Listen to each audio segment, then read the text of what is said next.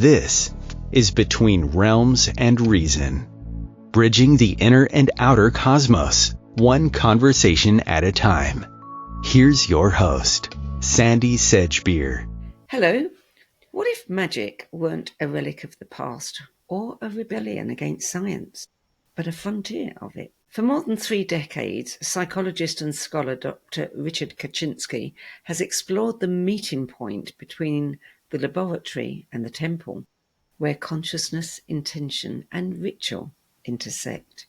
In his book, Mind Over Magick, he brings rigorous research to an ancient practice, revealing how neuroscience, psychology, and focused imagination converge to produce measurable effects. From brainwave coherence during ritual to the psychology of symbols and trance, Dr. Kaczynski examines what really happens when we engage the unseen. His work bridges evidence and experience, showing that magic isn't about suspending reason. It's about expanding it. Dr. Richard Kaczynski, welcome. Oh, thank you so much for that lovely introduction. That was spectacular. Thank you. Thank you. You've spent decades studying both psychology and ceremonial magic. What first convinced you that these two worlds could inform rather than oppose each other?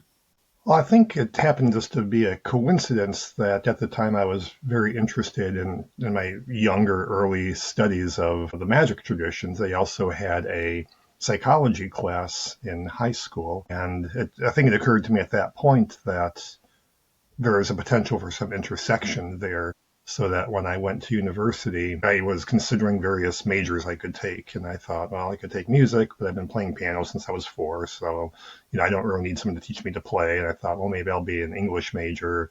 And I thought, I can always write. I've been writing again since I was 4 years old. And it's something I've always loved.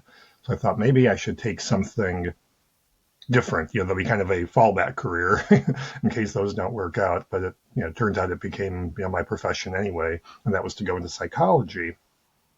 And my interest was to see what intersections there were between psychology and magic, only to find out once I got to graduate school that there wasn't a whole lot of interest about magical practice in psychology. That this was kind of like the weird, out of range sort of things. Even the psychology of religion and spirituality at that time, which was like the 80s and 90s, was considered a fringe topic. So I wound up kind of shifting into social psychology, which deals with like observable human behavior rather than speculating about what's going on inside this, black box between our ears, only to over the years to start to see, studies coming up where I would look at this and say, oh, that kind of explains this other thing. And while it wasn't exactly about magic, it really was about things that applied to what magicians do. And so when I set out to write this book, it was a bit of a homecoming for me. It was me coming kind of full circle to where I started with this interest and realizing that there's this puzzle that can be put together of various research studies that pertain to what magicians, and I use that term very broadly and inclusively, do when they meditate, when they do some daily ritual, some cleansing, grounding, all the way up to getting together in groups to doing some sort of ritual observation. And again, this could apply to anything from strict ceremonial magicians to witches to Freemasons to anyone who engages yoga, any sort of structured spiritual practice. I mean, you often compare the magician's focus to athletes or artists who go into the zone. I mean, what is really going on in that moment of very deep concentration? And why does it matter in magic? Yeah, well, there's this phenomenon that people who have mastered some particular skill to the point where a lot of the things they do, whether it's athletics or playing a musical instrument or doing art, there's through this ongoing practice, certain behaviors become almost automatic. They're just kind of ingrained. There's this muscle memory, and certain activities are kind of hardwired and natural, so that when you are fully absorbed in the activity that you're doing, everything feels effortless. It just happens magically, and time seems to just flow by. You're not even aware of what's going on. It happens with great ease. And this is an altered state of consciousness. And for magicians, there's an analogy there in that magicians do have regular practices they do, often daily practices, again, cleansing or grounding or things like that, or prayer or yoga, so that when you get into these sorts of practices that you've been doing, there is that opportunity to similarly fall into this zone, to kind of just have this flow state where everything happens effortlessly. And one of the things I argue about in Mind Over Magick is that it's these altered states of consciousness that we can induce in ourselves is the place where magic, whatever that is, happens. And for a lot of practitioners of spirituality, that goal is self-transformation, and that flow space represents one of those sorts of altered states where that potential is available. Well, ever since The Secret, of course, everybody's practicing magic, everybody's using intention, sometimes successfully, sometimes not. But you say that intention is key. It is key to making magic work. So how does focusing, your will on something actually make it more likely that it will happen? Well, I will start with the contrary by saying that if you're not focusing on something, you're not going to get the benefit of what you are trying to do. As an example, I would think of there are certain practices that involve saying some words over a meal, for instance, and whether that be, just, blessing your food, for example, or, in like the Thelemic tradition, where the idea is you're trying to be mindful of like, why am I eating this meal? To what end? And that's to, accomplish my intention. And if you say those words without thinking about them, or you say the words and then kind of mindlessly eat that meal, you're not really attending to what it is that you're saying. The words are meaningless and the eating is meaningless, as opposed to truly being engaged in what you're saying and what you're doing. Similarly, there are practices that may involve like greeting the sun or something like that, just say, good morning, sun, good afternoon or whatever. And if that is the thing that you're doing, again, automatically you're just saying the words without any thought, you are not being present in the moment. And the point, or one point of these exercises, is to kind of pause your daily routine, the things that we do automatically without thinking, and to remind ourselves that we are not drones. We are not people who are just working for a wage, that we are spiritual beings and that there's a larger purpose to what we're doing. And so by stopping and actually focusing and thinking about what you're doing, you remind yourself that actually happens, whereas as opposed to just saying these words, automatically and just worrying about, how long my lunch hour is, or, what's next to do on my do list. So being engaged and focused in what you're doing, being present, is important to engage with your intention. There's this borderline in the book, I think, between how psychology helps magic, but also what magic is and how it works. And I can say that the intention is important in focusing, your consciousness and your intention. Once we get out of the realm of psychology, though, and how does, willpower work? I mean, that's, a whole other realm. I once came across a book called The Silver Method of Mind Control. Oh, yeah. And I practiced for 2 weeks for a job that I wanted to get in order to get my work permit to live in America. And what I wanted to do, every night I would go through this process that they taught, very clearly setting my intention, visualizing on a screen. But I chose to build in 3 things that had to happen on that day of the interview to know that it was me that created it. Mm-hmm. And I built in 3 things that, weren't necessarily the sort of things that would happen. And all 3 things happened.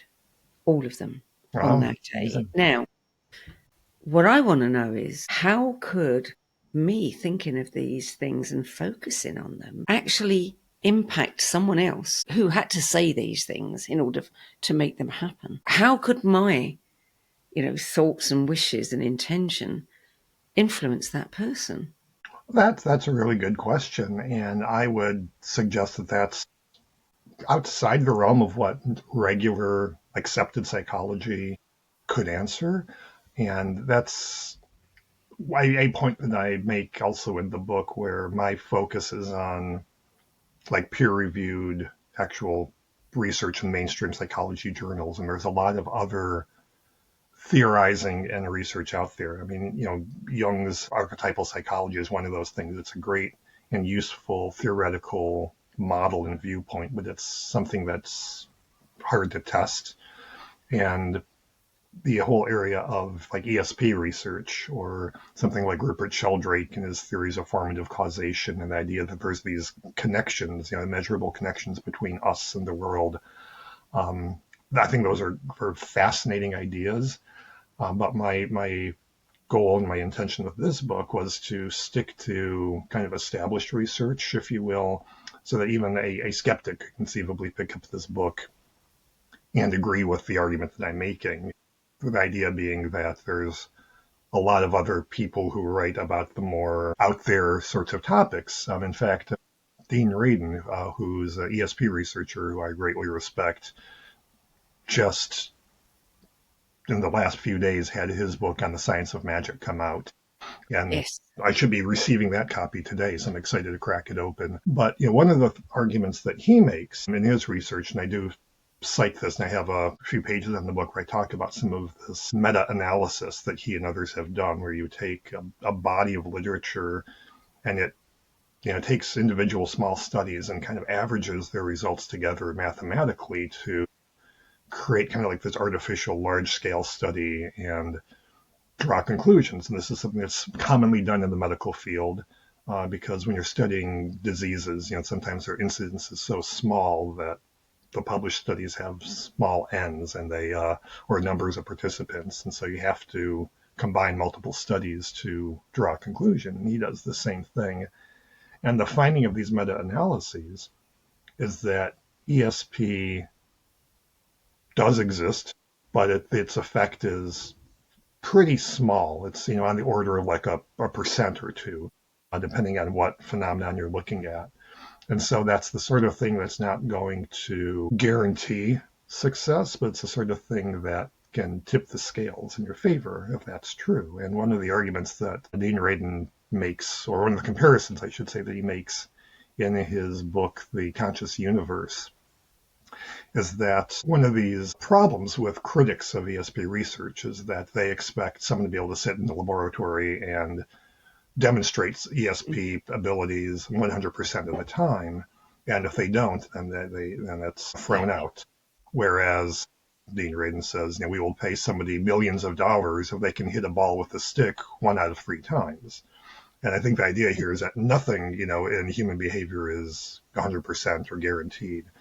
But to the extent to which, we can tip the scales, I think this is another place where consciousness, the idea of intention, being present and aware of what's going on, works in your favor. Because I'm reminded of a line from Star Trek where Mr. Spock says that fortune favors the prepared mind.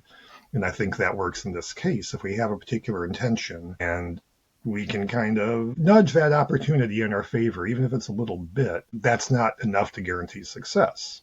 We need to be prepared to seize that opportunity when, it comes knocking. And I think that's one of the benefits we get from doing magic, is that it does give us a sense of empowerment over our circumstances. And so that we are more able and ready to recognize opportunities and act on them, to say, this is the universe giving me this chance I've been asking for. I once read a report that said a study had been done of gamblers and people who saw themselves as lucky, statistically were luckier more often than than people who didn't. So somewhere in their belief, belief has to have some kind of effect, surely. The very fact that I had success with my first, go round practice with Silver method of mind control gave me the belief that I could do it again and again. And I have done it again and again. But there's also times when I haven't been successful at doing it. So, there's all of these little, we can't really identify, the magic key, but it could be a whole conglomerate of things, all working together, perhaps. Yeah, and that may also be one of those situations where practice makes perfect. Someone doesn't just sit down at the piano and enter a flow state. One gets there after years of practice. And with a lot of these magical practices, it's the same sort of thing. I mean, you learning the words or the immersing yourself in the experience is something that you become more comfortable with and which flows more with practice. And there's, I think, also a need to be a critical evaluator of what you're doing. And at the end of the book, I kind of talk about how to apply the scientific method to your own personal work and being able to figure out which approaches are actually working for you, which things you seem to be getting a benefit from and which ones don't. And the idea here is if something's not working for you after you've given it, a few tries, and that's the key, how many tries does it take? But after a while, you might say, well, this isn't doing it for me. I need to try something else. But then once you find that thing that works for you, you've really latched onto something that's helpful. Yeah. So in your book, you reference the Stanford prison experiment, where volunteers role-played guards and prisoners and quickly began to act the part as if they really were, the prisoner or the guard or whatever. And, that obviously showed how easily we slip into things. What is it about, putting on a uniform that changes our behaviour? What are we doing there, We know it's not true, but still, people act as though it is. And I think some guards who became prisoners actually got more violent in those studies, didn't they? Yeah, and I would preface this by saying that there has been some criticism of the Stanford study and that it seems that some of the actors were kind of coached or encouraged in some of this behavior. But even so, I think this idea that the uniforms and the roles in which we put ourselves or we find ourselves placed does affect our behavior. And not only does it affect our behavior, it affects our consciousness. Again, that's this idea of magic. It's this idea of consciousness change. And, I think the Stanford prison experiment stands as an example of that, but it's not the only one. There are studies in psychology that show that the presence of a lab coat in a room will kind of prompt or prime someone to be more studious or careful. And in fact, people who put on the lab coat or people who put on glasses actually you not only just feel smarter, but they actually are smarter while they're doing it. and they feel more. And so what's happening is how one dresses, again, literally is changing your consciousness. And while those studies that I've mentioned from Stanford to the glasses, none of these deal with ceremonial magic per se, but if you're someone who puts on a particular vestment for doing a ritual, or if you're, Wiccan and you're going skyclad, or what have you, there's a W.E. Butler had a book called, gosh, I'm blanking on the book title as well, but W.E. Butler had a book on basic magic, and one of the things he encourages is having a ring that you put on when you're engaging in your spiritual work, your magical work. And the idea is that when you put on that ring, you're imagining yourself in a different role, and you're basically trying to step into, again, a different state of consciousness. So the idea here is that we are training ourselves to enter this state or facilitating entering this state by putting on particular vestments or, removing our normal everyday clothes or putting on a ring, what have you. I really wanted for this book to include a picture from an old Bugs Bunny cartoon, but I couldn't get the rights. But there's this cartoon called Bugs's Bonnets, and it's presented as a psychology documentary. And in this cartoon, what happens is a hat truck is going down the road and it hits a bump and the back of the door flies open and all the hats come floating out. And they wind up landing on either Bugs Bunny or his nemesis, Elmer Fudd, who is trying to hunt him. And as these different hats land on their heads, they kind of adopt the personality associated with the hat, whether it be a police officer or a judge or what have you. And while it's silly and it's entertainment, there's also a grain of truth in that cartoon. Yeah, I mean, actors do it all the time. How often do you hear an actor say, well, as soon as I, put the clothes on, then, I embodied the part. Yeah. Absolutely. So that's not magic. That's psychology. Well, it's a little bit of both, Well, again, how do you define magic? Well, there's a lot of different definitions out there. I do kind of favor the definition that Alistair Crowley put out, which is the magic is the art and science of causing change to occur in conformity with will. So you've got this idea of intention. It's an intentional change. But it also acknowledges that there's two pieces to it. There's art and there's science. And I kind of feel like I'm talking about the science part of it. But there's also a part of it that is art. It's skill, it's practice. There's also some undefinable something that science can't quite touch that completes that equation. So I'm focusing on half of that. Yeah.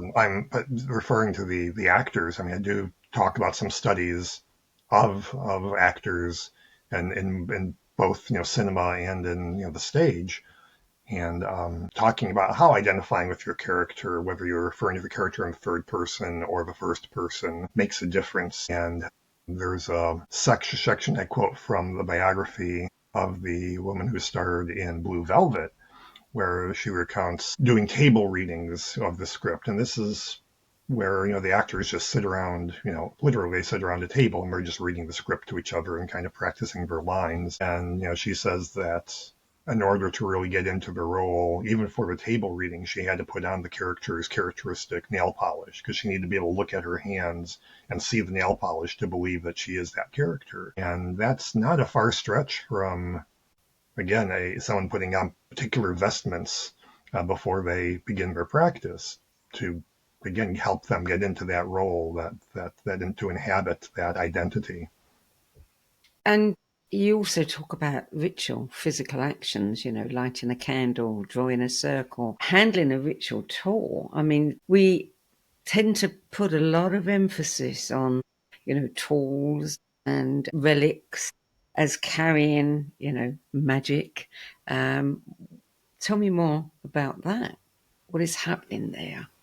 Sure. And there are people who will say, you don't need the tools to, change your consciousness or get the effects. You can all do this through meditation or something like that. And that is true. And the idea is that the tools help facilitate these sorts of things. And I think there's a couple of things going on when you have particular tools that you are making, according to various, prescribed formulas. A magician's wand must be cut with a single stroke of a knife from a willow tree at midnight, or your tarot deck must always be wrapped in the finest, silk cloth when you're not using it. And these are things that we're doing to imbue these objects with specialness, with power. Yes. And by treating them as special, they are special. But it's more than just that. Again, this is an area where in marketing research, which is nothing to do with magic per se, and yet it does. Marketing research talks about how our possessions are perceived as extensions of ourselves. And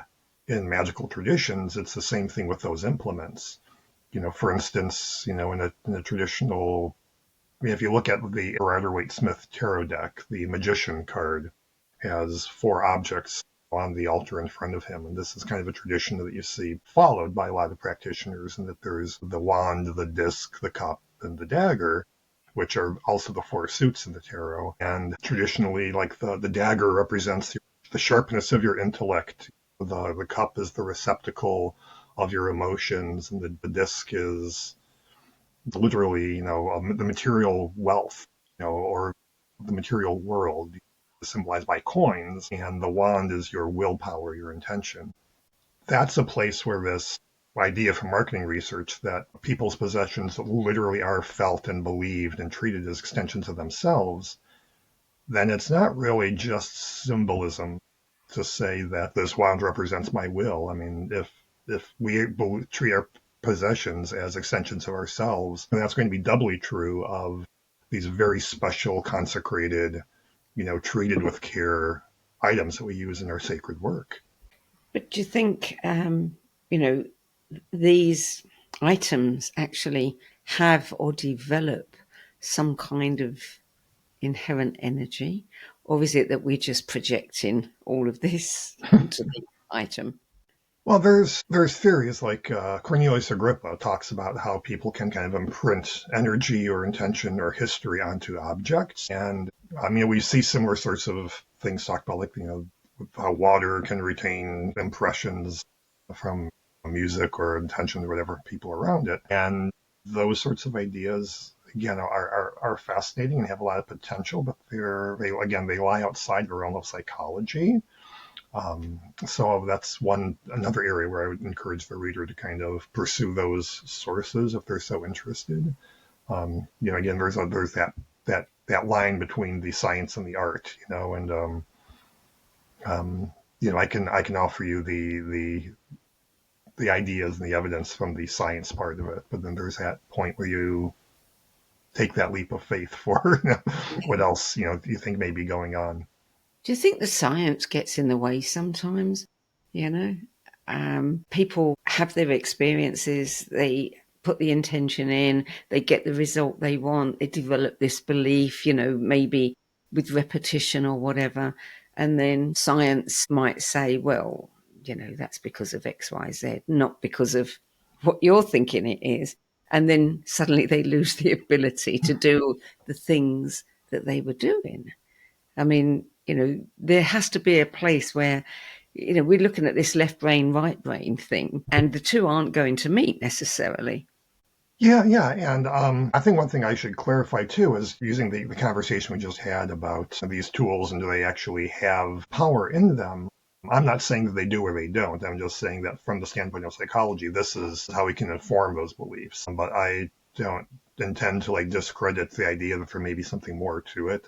Again, I'm just kind of, staying in my lane as a psychologist, as it were. Do you have to? Do you have to stay in your lane? For the purposes of this book, I would say I do, because that's my intention. What I may do or think or believe in my own private practice is something more than that, let's say. But science can definitely get in the way, and it can get in the way in a couple of different ways. I think to the extent to which, you are being overly skeptical, let's say. There's criticism of believers in, whatever, psychic phenomenon, metaphysical beliefs, magic, what have you, that there's this underlying assumption that they're credulous, that these people will believe anything and they don't really critically evaluate evidence. Research that I've done demonstrates that that's not so. I think there's a problem there in who they are studying when they make these sorts of statements. But in addition to that, the sword cuts the other way. There's research that shows that people who are extraordinarily skeptical of everything are also prone to miss actual patterns or evidence when it is present in the world. And so if believing kind of makes you more prone to believe things without sufficient evidence, being a skeptical can actually lead you to reject evidence. And I think there needs to be some balance there. I think it's really healthy to be able to critically think. Critical thinking is something that, sadly, I think is lacking in our current moment here in time. It's a good quality to have, but at the same time, one must be open to experiences. One of the findings I had from my doctoral dissertation on metaphysical beliefs and transformative experiences is that these sorts of transformative religious or spiritual experiences are associated with people being open to experiences. That folks who have very rigid views of the world or rigid understanding of the world, whether that be informed by science or whether that be informed by, some religious scripture that they think contains all the knowledge in the world, those folks are less likely to have some sort of life-changing encounter or experience. Whereas if you're open to learning new things, and ideally, as both scientists or spiritual seekers, you would be open to, revelation of some kind, new data. But it's those people who are more likely to have this sort of transformative experience in their lifetimes. Well, it's interesting how, some people believe, like take Lourdes, for example. People flock to Lourdes and, it's built this, to use, Rupert Sheldrake, it's built this great morphic field, where miracles happen. And people are willing to believe that it's holy. And because it's holy, the miracle happens. Someone else has helped that happen for them. But they wouldn't like it if you said, that's magic. That's your belief. That's your intention. We could call that magic. No, they'll accept it if it's holy, but they won't accept it if it's got the taint of magic. Yeah, and then that's kind of why at the top of this interview I said that I define magic very broadly. I want it to be an inclusive term and not refer specifically to one group or another, and that a lot of these practices, prayer, can be treated as a form of magic. What's really is there a lot of difference between a prayer and a magical petition to some spirit, some angel, some god, what have you, or the god, it's well, there's been enough scientific studies done on the power of prayer, and the results are there. Do you think that the number of people, when other people get involved and you're all praying together, or several people are holding the same attention, that the fact that you're multiplying the energy that's going into this intention makes a big difference?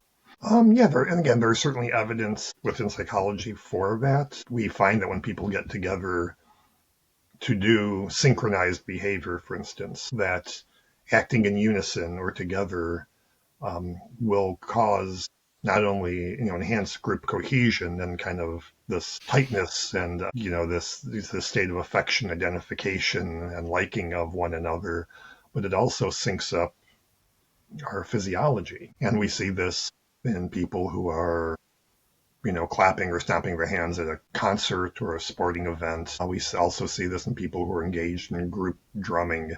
And there's even like a psychology study where someone is brought in and they're supposed to tap their finger, along to a piece of music.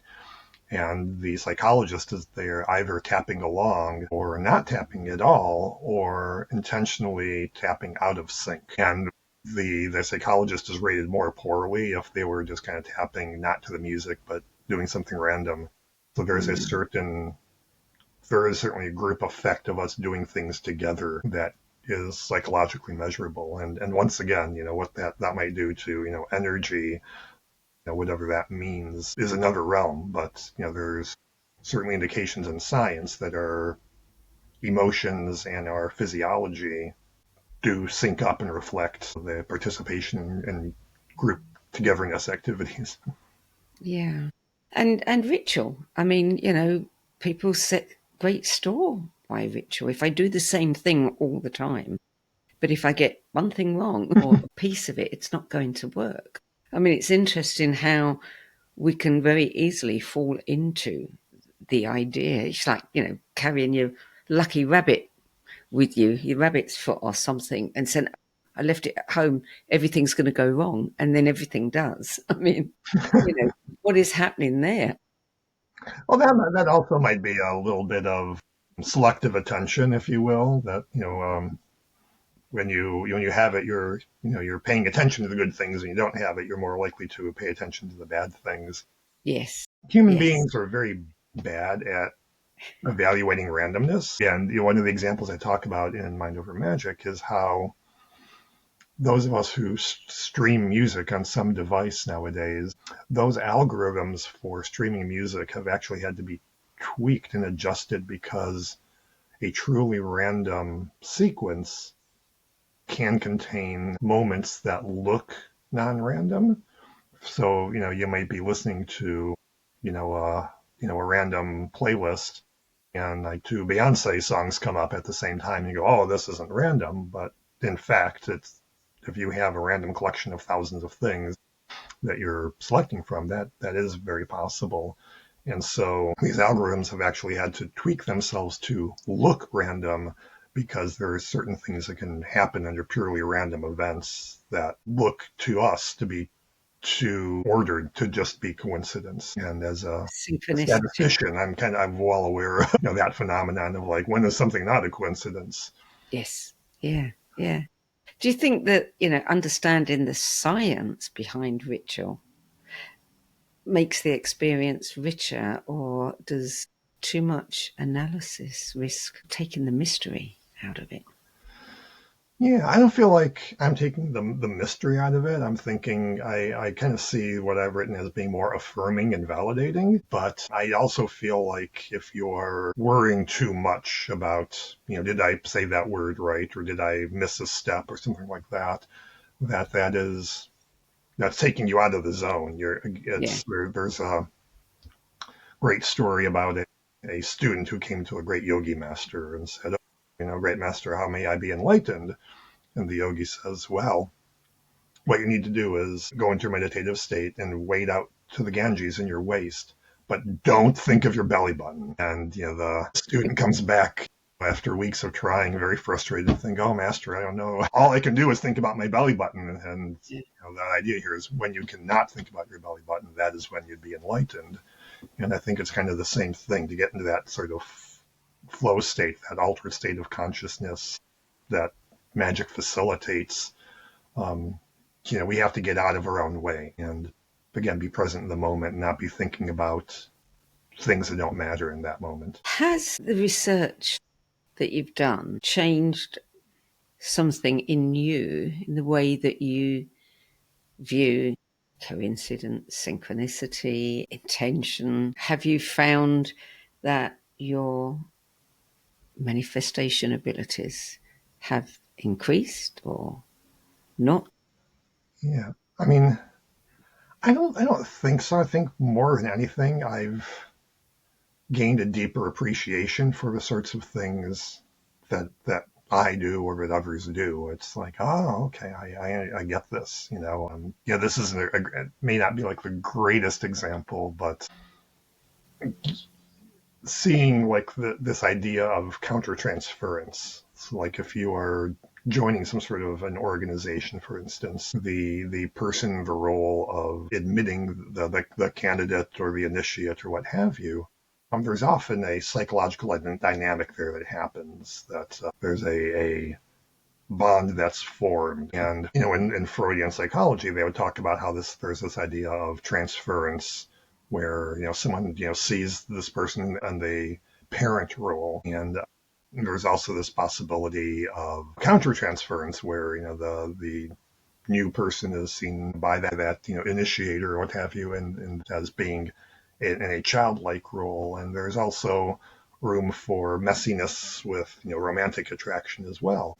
But there's a similar study that was done. The selling point is it was romance on a suspension bridge. And the idea is that in this study, people were interviewed by an attractive person of the opposite sex. And this was either done on terra firma or it was done on a suspension bridge over this big chasm. And the people who were on the suspension bridge rated the person who interviewed them far more attractive than the people who had this encounter on terra firma. And the argument there is that people were in this state of physiological arousal while they were on the bridge. And, our bodies only have so many ways of being physiologically aroused. And how we interpret that depends a lot about our set and settings. So being on that bridge and being physiologically aroused we're more predisposed to interpret that as, physical attraction, let's say. Yeah. And Yeah. for me, that's kind of like an interesting alternative explanation to, what Freud describes in more like psychological terms. But the idea that this kind of phenomenon can happen in the context of, some sort of a ceremony of admittance or reception, is just one way in which I thought, okay, I see what's going on there. Because the second example is, again, something that's testable, whereas Freud's theory of transference is harder to test. So, again, getting back to your question, I guess it's enriched and deepened my appreciation for the dynamics and what happens in my own personal work. And I hope it's the same for the personal work of others who read the book. Yeah, I mean, thinking about my own case, psychologically, I'm curious to know, what is happening. I had the experience. It was very successful. I've repeated, so you could say, ritual. I've repeated it. It's been successful. What has happened to my psyche there is that I have developed a belief that I am a magician, therefore I am. Yeah, well, there's a lot of knock-on effects that I talk about in the book of doing these practices, because not only is it, altering your consciousness, toward the goal of, being, a more spiritually developed person or the person that you want to be, these sorts of practices are shown to affect well-being, your sense of control in your life, just their physiological benefits. And some of these practices like yoga and meditation have been shown to actually increase on neural connections, your brain volume and things like that. And that's kind of important because the idea here is that as we age, our brain matter overall decreases. I actually just read a study this morning that there are actually some parts of the brain that increase with age, but I think the net effect, though, overall is that, brain matter decreases.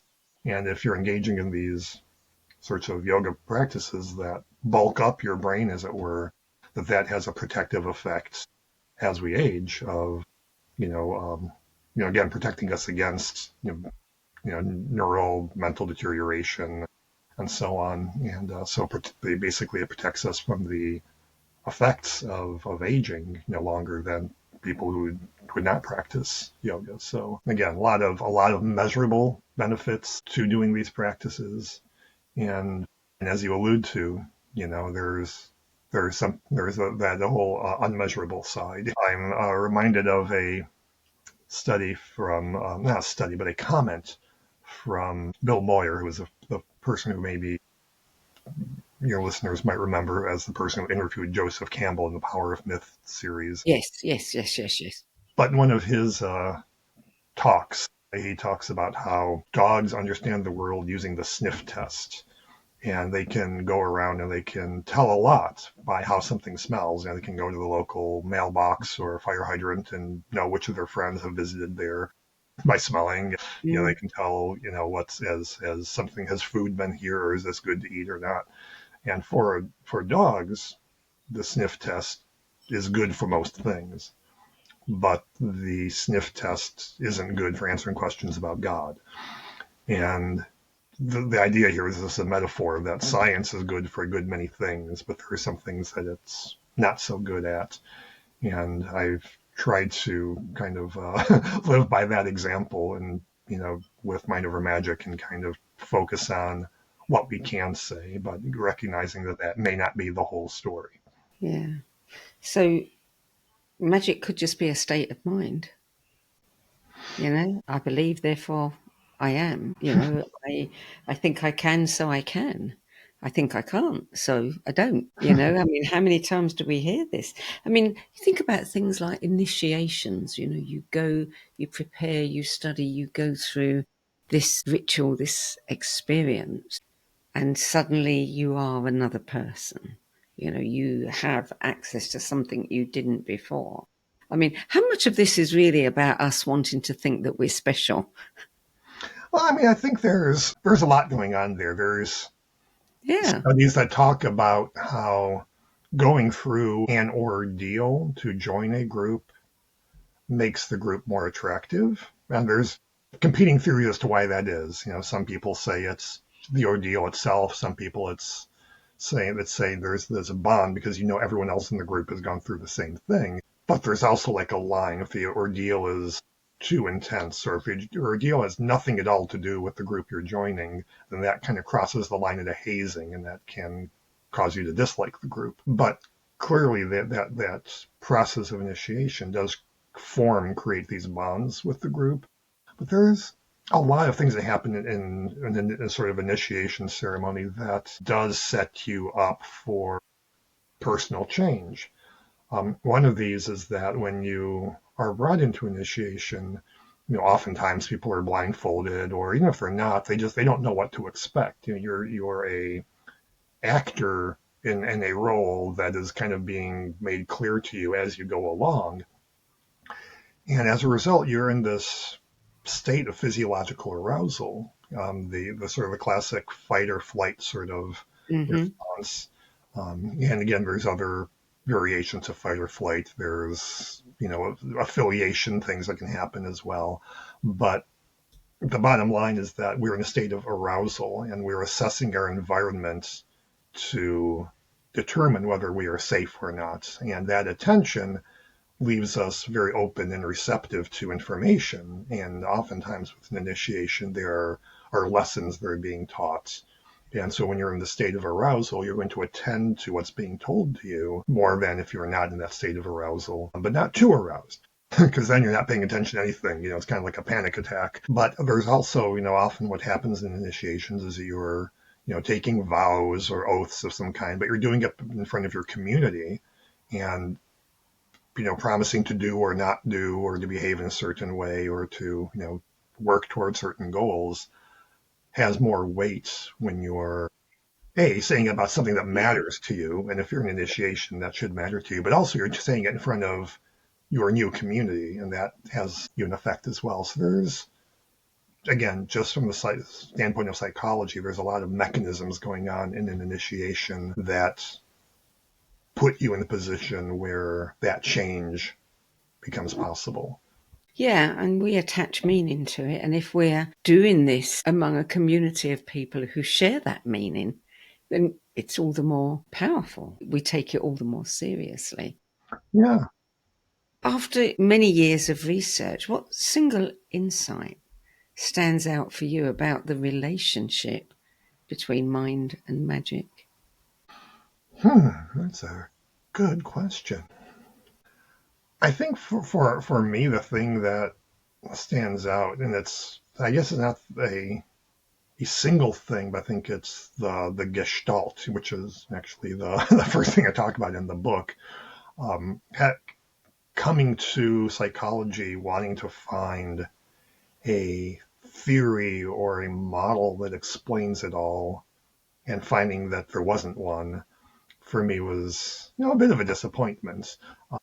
Obviously I still completed my doctorate and went on to have a career, in the field, but that itch, that desire to find those answers was a disappointment. But then to come back, 30 years later and realize that there's this jigsaw puzzle to be put together, and that once, when I started writing this book, I kind of made a list of a lot of theories of psychology and areas of research, and like tried to map them onto things that magicians or occultists or ritualists do, and then did a literature search, downloaded and saved like 1,300 articles that I then like poured over to fill in the blanks here. And the result was like I had finished a jigsaw puzzle that I'd been working on my entire life. And to see that puzzle come together, to say, yeah, there actually is a story here to be told, that to me was the big thing. It wasn't any one piece of it, but it's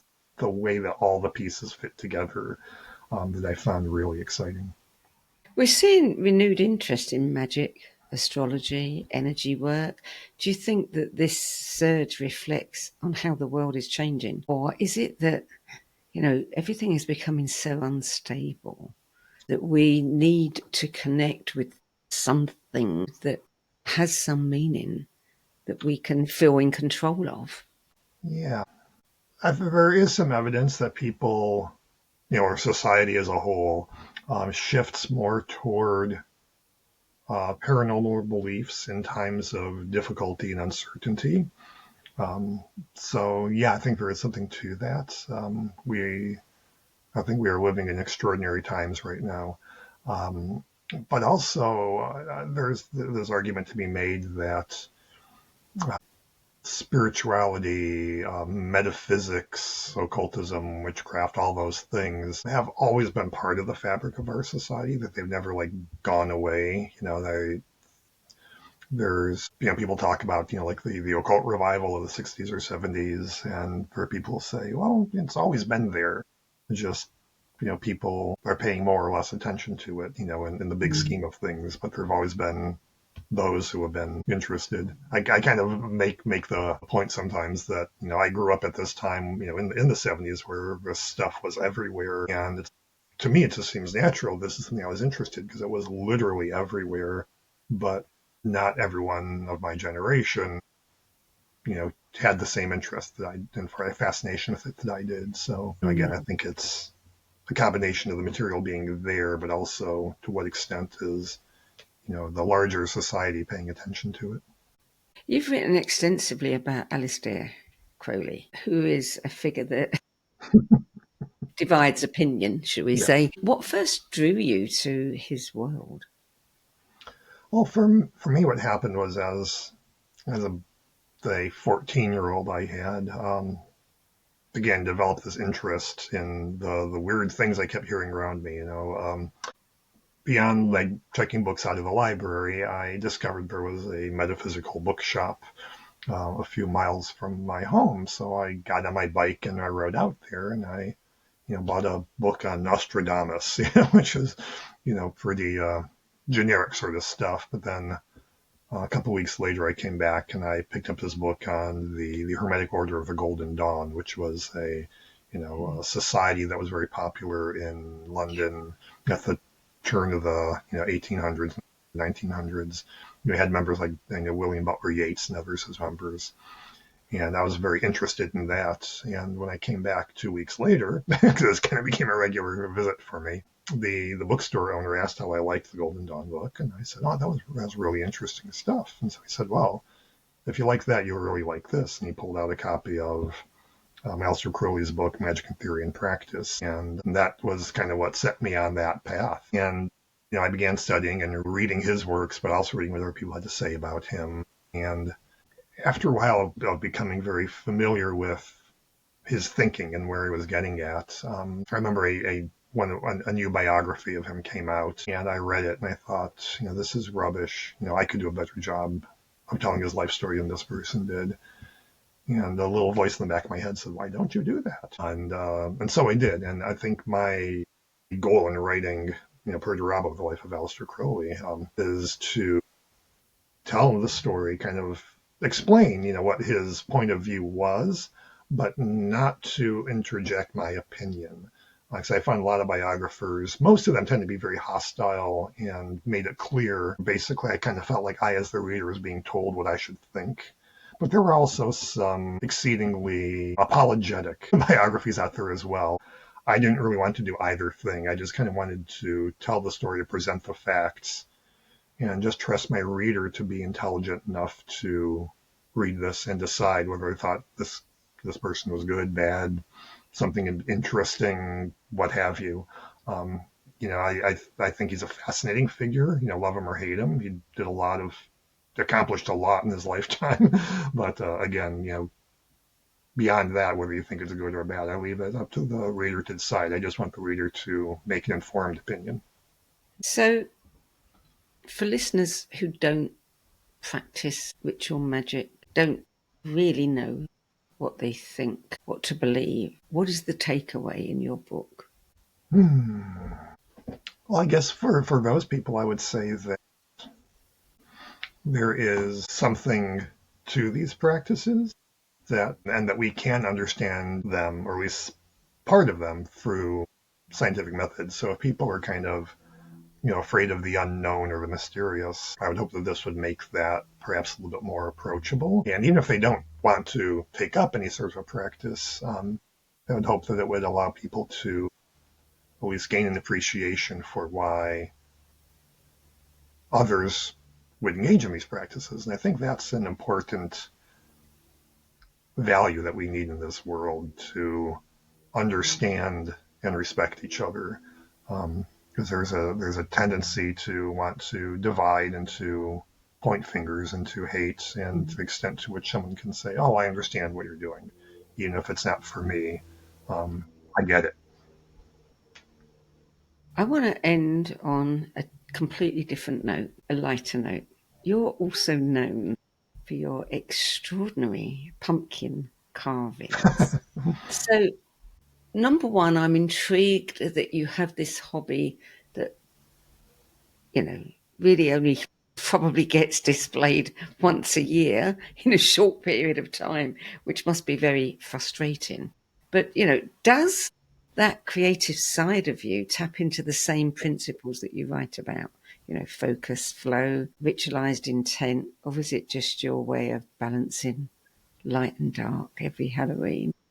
Thank you for bringing it up. That's actually a very fun question. Again, turning back to Mr. Spock, I think there's a line where he says something to the effect of, "The more complex the mind, the simpler the play." But I do think that engaging in creative activity is an enriching part of life, and I think it's something that feeds the rest of our lives. Those creative impulses kind of translate into other things.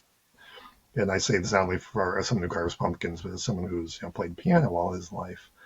But with the pumpkins, I see that kind of, I go into this knowing that they're only going to last a couple of days, and it takes 4 or 5 hours to carve one of those pumpkins, to between cleaning it out and, transferring the image and cutting it out. And I don't do this sort of sculpting that other people do. I mean, I just cut holes straight through the pumpkin. But for me, it's when I choose, what I'm going to carve as a pumpkin, I look for what's popular that year. I look in media and then the news, and it may be some personality, it may be some celebrity who's died. Like this year, I'm considering doing a pumpkin of Ozzy Osbourne, because that seems, not only is it a famous person who died, but it seems kind of appropriate for Halloween. The idea that the pumpkin only lasts for a couple of days for me also kind of represents the transience of pop culture. And so picking things that are popular at that time kind of suits the idea that the medium is very temporary. I do preserve them with photographs. Well, carving a pumpkin is a form of alchemy, isn't it? Because you're taking one thing and making something else out of it. I would agree. So you are an alchemist. Would you also embrace the word magician, or is that a step too far? Yeah, no, I would embrace that. I mean, I'm someone who's a bit, I kind of bristle against a lot of titles or labels, because they tend to lock you in, and I feel like I'm more than just any given title. But alchemist or magician, that's pretty cool. I'll take that. Good. Dr. Richard Kaczynski, thank you for joining us today. My pleasure. Thank you for inviting me. So what stands out for me in Dr. Kaczynski's work is how he brings magic down from the clouds and puts it under a microscope without losing its wonder. He reminds us that focus, intention, and imagination aren't strange or supernatural. They're part of what makes us human. So consider this. If thought can alter the measurable world, even by a fraction, what unseen experiments are we running every time we think, believe, speak, or doubt? Mind Over Magick is published by Park Street Press, a division of Inner Tradition International. For more information about Dr. Richard Kaczynski's books, life and work, visit his website, Richard-Kaczynski, KACZYN or ZYNSK.com. That's it for this week. I'm Sandie Sedgbeer. Join me next time on Between Realms and Reason as we explore another boundary where science meets spirit. Till then, it's goodbye Bye from me. And thanks again to Richard Kaczynski. My pleasure. Thank you. If today's conversation sparked your curiosity, you'll love our other shows. The Synergy Sessions, where leading-edge thinkers collide in bold, unscripted dialogues that ignite new possibilities. Between Realms and Reason, where we journey into the mysterious consciousness, energy, and the hidden layers of reality, where science converges with spirit in ways you've never imagined. And the No BS Spiritual Book Club, where leading-edge new thought speakers, teachers, authors, and luminaries who've walked this path before you share the 10 books that had the biggest impact on their life journey. All 3 shows are available on YouTube, Spotify, Substack, and all major podcast platforms. For more information, visit sedgbeer.com. That's SEDGBEER.com.